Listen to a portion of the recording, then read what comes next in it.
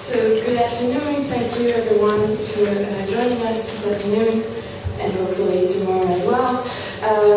We're really very much looking forward to an exciting program. So I'm very grateful to all of those who made this possible. First of all, the Terra Foundation, which has supported my work here at the Research Forum for the almost what becomes an entire year now, and has allowed us to gather such an impressive crowd of excellent scholars from both sides of the Atlantic. I hope that today and tomorrow we will continue to develop the dialogues on American art and refresh them, those dialogues that the Terra Foundation has been fostering for a few decades now. I want also to thank the faculty and the staff of the Courtauld and the Research Forum, those who are present with us right now, but also those who are still working hard outside to make sure that everybody is welcomed properly. And I want especially to thank Cynthia Souza, who's actually outside, but a few words are without her, this symposium would not have been what it is today. So really, it's really important for me to thank her. And last but not least, thank you, Alex, my co-Terra fellow from Date. Alex has been very enthusiastically following me on this project from the very first moment we discussed it together. And it is really in the discussion and conversations we had that were very exciting, very productive, that this program took shape. I want to really thank Alex for the time he's been devoting to this, however busy he is otherwise, and for accepting to chair for some of the sessions we'll have together. I'd like to introduce the theme of the conference by looking at one artwork which will not be discussed in the papers in the program, but that can be considered one of the first and one of the most iconic examples of destruction in American art. And I'm talking about this painting by Thomas Cole, Destruction, which is part of a series of 5 paintings, it's the 4th of the series, called The Course of Empire. I can show you the whole series, here it is, and in detail, so it describes the rise and fall of an empire from the savage states to the pastoral states to the consummation of empire, destruction, and desolation. The series has been read by American art historians as the expression of Cole's dismay and disgust towards Jacksonian America, a society so as driven by greed and ambition, whom he tried to warn with the allegory of the Course of Empire. American civilization could, Thomas Cole said, like the Roman Empire, rise and then fall, dying from its own excesses. To me, destruction embodies a few of the paradoxes, which I think are at play in many of the works that will be discussed by scholars in the coming days. And what I would like to do today is to, start briefly to interrogate these paradoxes so that we can start thinking of ways to discuss and connect the various papers we'll hear today and tomorrow. Well, the first paradox, obviously, is that representing destruction in art is a paradoxical act. Obviously, there's a strong tension between destruction and artistic creation. And while it would be argued that this painting is the climax of the series, this is precisely what Cole wanted his contemporaries to pay attention to. This is the moment of the series. It also acts as a form of destruction of all the other elements in the series.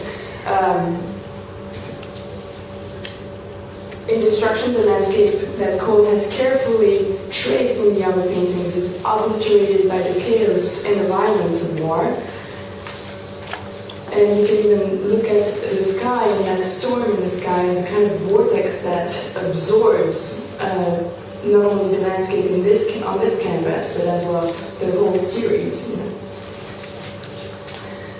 Yet, destruction is not dissociable from the other paintings in the series, and it forms with them a cycle that one can understand as bound to repeat itself incessantly. So I'm going to go back to the whole series. like any other form of negation, destruction cannot stand alone. It is always a destruction of something, and that something needs at least somehow to be represented as well. It needs to be made absent and present at the same time. So destruction stands halfway between absence and presence, and in a way also, in the series, it stands between plenitude, consummation, and emptiness, a picture of emptiness, desolation. It's always caught between this before and after paradigm. One could wonder whether Courtauld really manages to capture that moment of destruction, if it is even possible for the artist to seize that moment. So destruction is a crucial but also elusive moment, situated in a complex time sequence. And the narrative cannot be contained in destruction alone. And if we move from one of the stages to the cycle to the other so easily, from consumption to destruction to desolation, it triggers a play of fast-forwarding and rewinding, and again, another contradiction, because Courtauld is at once remembering, representing, making it present again a catastrophe, the fall of ancient Rome, and at the same time announcing a future disaster, the failure of American empire. So there is a sense of both lamentation over the past and at the same time of urgency and concern over the future.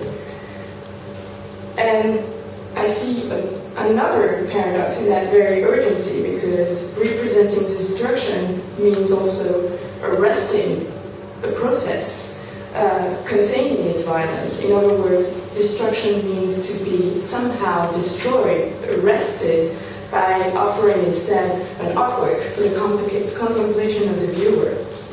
So to me, the series is the answer that Courtauld finds to those dilemmas. It does not just underline the complexity and challenges posed by the introduction of destruction in art, because destruction cannot be fixated, contained, or arrested, but in a way seeps through all the stages of the series. Its presence can be felt in desolation, in consummation as a potential destruction, but also you could say that it's already present in the first two stages of the series. When you compare that, the advent of the Arcadian state is a destruction of wilderness and a kind of annihilation of its violence. So destruction becomes a force that's present as a potentiality, even more than a concrete reality throughout the series. And since representing destruction in its purest, most absolute form is a formidable challenge for the artist, because it pushes creation to its furthest limits. Destruction here really acts as a force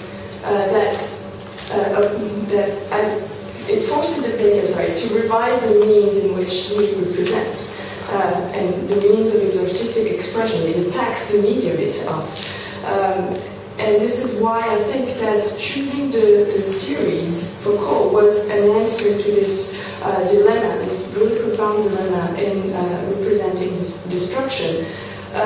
It's the best response that he found, because destruction as a process is deployed over not just one, but all the canvases. It's present in every stage, and one could argue even in the empty spaces between each of the canvases, in the time ellipses that are marked by those empty spaces between the canvases.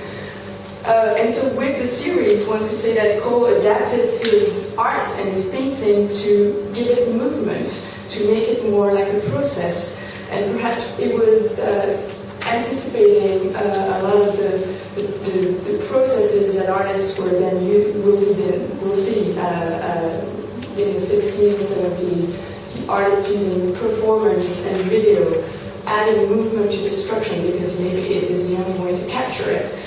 So giving his work in a way, the elusiveness and the intangibility of destruction itself. Thank you.